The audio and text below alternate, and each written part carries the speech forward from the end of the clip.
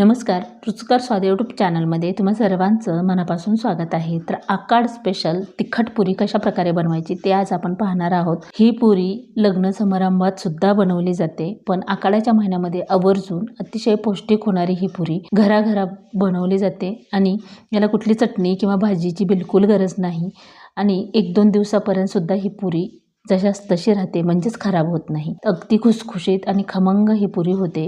Recipe कशी वाटली ती कमेंट करून सांगायला बिलकुल विसरू नका। चला तर रेसिपीला सुरुवात करूयात। तर इथे मी 2 ग्लास गव्हाचं पीठ चाळून दाबून भरून घेतलेलं आहे। तर कितपत तुम्हाला पुरी बनवायची त्याच्यानुसार गव्हाचं पीठ तुम्हाला घ्यायचं। तर छोटी जी पळी असते त्यांनी 2 ते 2.5 पळी बेसन पीठ ह्या ग्लासमध्ये टाकून घ्यायचं आहे। ग्लासनं म्हणाल तर पाव ग्लास हे बेसन पीठ मी चाळून घेतलेलं आहे। जास्तीचं सुद्धा बेसन पीठ वापरायचं नाही। 2 ग्लाससाठी पाव ग्लास बेसन पीठ परफेक्ट प्रमाण होतं। तर अशा प्रकारे टाकून घ्यायचं आहे। आता पुरीला खमंगपणा येण्यासाठी 1 चमचा ओवा असा हातावर चोळून याच्यामध्ये ॲड करायचा आहे। ओवा टाकल्यामुळे चवीला सुद्धा पुरी छान लागते। तळायला पदार्थ असल्यामुळे पोटाला बाधत सुद्धा नाही। आता इथं 2 ते 3 चमचे तीळ टाकून घ्यायचा आहे। 1 चमचा अद्रक लसूण आणि कोथिंबीरीची पेस्ट टाकून घेतलेली आहे। अर्धा चमचा हळदी पावडर याच्यामध्येच टाकून घ्यायचे। 1 चमचा फुल भरून मीठ टाकून घेऊया आणि 2 चमचे लाल तिखट आपल्याला याच्यामध्ये टाकून घ्यायचं आहे। तर अद्रक लसूण आणि कोथिंबीरीच्या पेस्टमध्ये सुद्धा मीठ असल्यामुळे इथे 1 चमचा मिठाचा वापर केलेला आहे। तुम्ही आवडीनुसार टाकू शकता। ही जी पळी आहे याने 1.5 पळी तेल याच्यामध्ये टाकून घ्यायचं आहे आणि हे कडकडीत गरम करायचं आहे। अर्धा चमचा जिरे पावडर, 1 चमचा धने पावडर टाकून घेतलेला आहे। आता हे पूर्ण मिक्स करायचं आहे पिठामध्ये। अशा प्रकारे जर पुऱ्या बनवल्या ना तर लहान मुलं असतील किंवा मोठे असतील हे इतक्या आवडीनं खातील, इतक्या खमंग आणि खुसखुशीत होतात। तर हे पीठ जे आहे ते छान असं मिक्स करायचं, म्हणजे आपण मोहीन टाकण्याच्या अगोदर हे मिक्स केलं ना एक ना एक पिठामध्ये सर्व जे जिन्नस आहेत ते मिक्स होतात। हे कडकडीत मोहीन ह्या पिठावरती टाकून घ्यायचं आहे आणि पिठामध्ये टाकल्याच्या नंतर न थांबता लगेचच एखादा चमचा घ्यायचा आणि त्यामध्ये मिक्स करायचे। मिक्स झाल्यानंतर लगेचच असं हाताने चोळून एक ना एक पिठाला ही मोहीन लागलं पाहिजे, म्हणजे पुरे जे आहेत ते अगदी खुसखुशीत आणि खमंग अशा होतात। याच्यामध्ये ज्वारीचं पीठ वगैरे सुद्धा टाकतात, पण ज्वारीचं पीठ वगैरे टाकलं ना तर पुरी जी आहे ती तेल पितात, त्यामुळे ज्वारीचं पीठ इथं वापरायचं नाही। लग्नात किंवा कार्यक्रमामध्ये अशा प्रकारेच ह्या पुऱ्या बनवल्या जातात। तर चमच्याचं सुद्धा काढून घेतले आणि आता हाताने हे छान असं हे पीठ असं चोळून घ्यायचं आहे आणि पूर्ण चोळल्याच्या नंतर मुटका बऱ्यापैकी होतो तेव्हा समजायचं की मोहीन परफेक्ट लागलेला आहे। खूप सुद्धा टाकायचं नाही, जास्त जर मोहीन तुम्ही टाकलं तर पुरे जे आहेत ते तेलकट होऊ शकतात किंवा असं व्यवस्थित चवीला त्या लागत नाही। पीठ चोळून घेतलेलं आहे। आता 1 वाटी भरून कोथिंबीर टाकलेली आहे। ही कोथिंबीर सुद्धा ह्या पिठामध्ये मिक्स करून घ्यायची आहे। तर हे पीठ मिक्स करून घेतल्याच्या नंतर इथं पाऊण ग्लास पाणी घेतलेलं आहे। थोडंसं पाणी टाकून हे पीठ आपल्याला घट्टसर मळून घ्यायचं आहे। सैलसर जर पीठ झालं तर तेलकट पुऱ्या होतात आणि त्या व्यवस्थित लाटल्या सुद्धा जात नाहीत आणि तेलात टाकल्यानंतर सुद्धा ते जास्त वेळ असं कुरकुरीत किंवा असं खस्ता राहत नाहीत। त्यामुळे पीठ जे आहे ते घट्टसर असं मळून घ्यायचं आहे आणि पाण्याचा शिपका मारूनच हे पीठ मळून घ्यायचं आहे।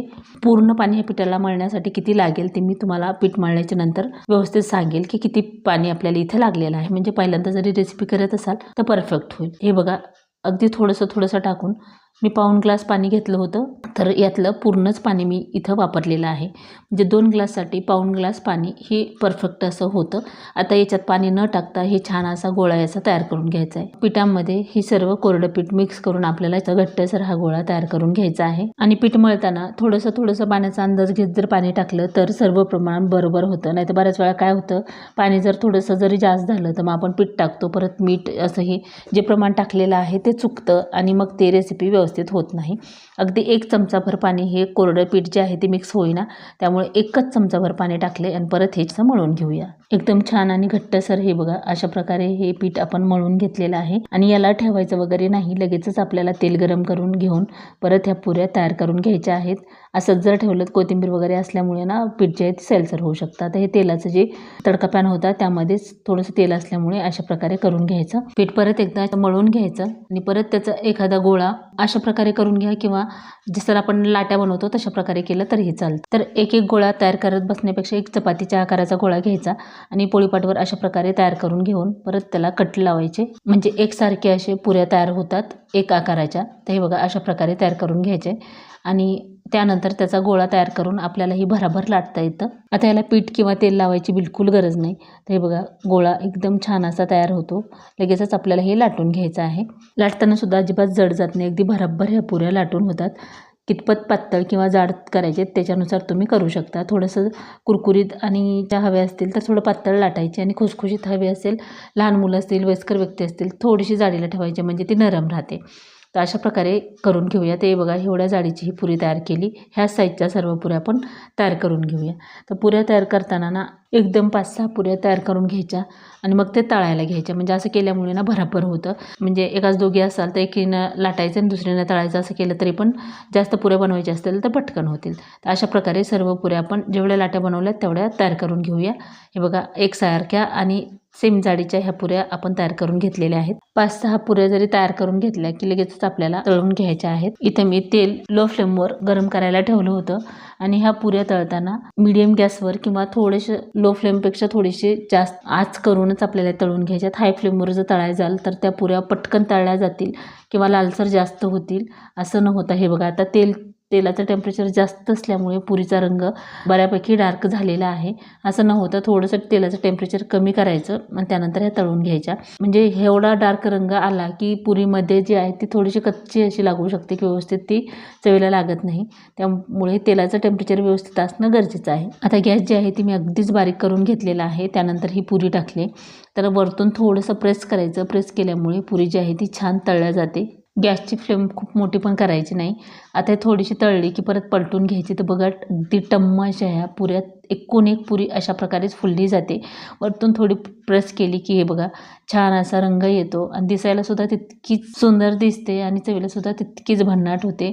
इतके छान ह्या पुऱ्या होतात. आषाढ महिना म्हटलं आकाड तळूया म्हणून आपण बऱ्याचशा रेसिपी करतो, पण त्यामध्ये कापणे असतील, तिखट पुरी असेल किंवा नॉनव्हेज असेल हे बनलं जातं. आषाढ महिना चालू झाला की त्यानंतर आपण नॉनव्हेज वगैरे खात नाही, तर तीही रेसिपी एकदा चेक करा. चिकन कोरमाची रेसिपी आपण अपलोड केलेली आहे. पाहिली नसेल तर तीही रेसिपी एकदा नक्की ट्राय करा. आता परत मी पुरी सोडलेली आहे आणि त्याला असं प्रेस करून हे बघा अशा प्रकारे तळून घ्यायचं आहे. एकूण एक पुरी तितकीच मस्त फुलल्या जाते आणि तितकीच छान अशी दिसते. तर अशाच प्रकारे सर्व पुऱ्या आपण तळून घेऊया. एकूण एक पुरी छान टम्म फुगलेली आहे. पुरी मऊसूत करायची असेल तर तुम्ही थोडीशी जाडसर ठेवा. जास्त दिवस जर ठेवायची असेल, आता बऱ्याचशा मैत्रिणी एखाद्या डब्यात घालून ठेवतात, इकडून तिकडून आलं की मुलं वगैरे खातात, त्यासाठी थोडीशी पातळ, तरी पण ती खूप कडक झाली नाही पाहिजे, खुसखुशीतच असायला हवी. तर ह्या पुऱ्या 5-6 दिवसापर्यंत छान अशा राहतात. त्या प्लेटमध्ये ठेवून घेऊया. तर हे बघा एकूण एक पुरी किती मस्त आणि टम्म फुगलेली आहे. दिसायसुद्धा पाहिल्याबरोबर खावी वाटेल अशा ह्या पुऱ्या होतात. तर तुम्हीसुद्धा हे रेसिपी एकदा नक्की ट्राय करा. तर पाहताच क्षणी खावीसे वाटेल इतकी सुंदर आणि खमंग ही पुरी झालेली आहे. अगदी खुसखुशीत आणि मऊसूत अशी. ते बघा तोडताना अगदी सहज तुटल्या जाते. चिवट बिलकुल झालेली नाही. तर अगदी खुसखुशीत आणि खमंग ही पुरी झालेली आहे. तर आजची ही पुरीची रेसिपी तुम्हाला कशी वाटली ती कमेंट करून नक्की सांगा. व्हिडिओ आवडला असेल तर लाईक करा, शेअर करा, सबस्क्राईब करा आणि पूर्ण रेसिपी पाहिल्याबद्दल धन्यवाद. चला तर भेटूया अशाच एका छानशा रेसिपीमध्ये. Bye and take care.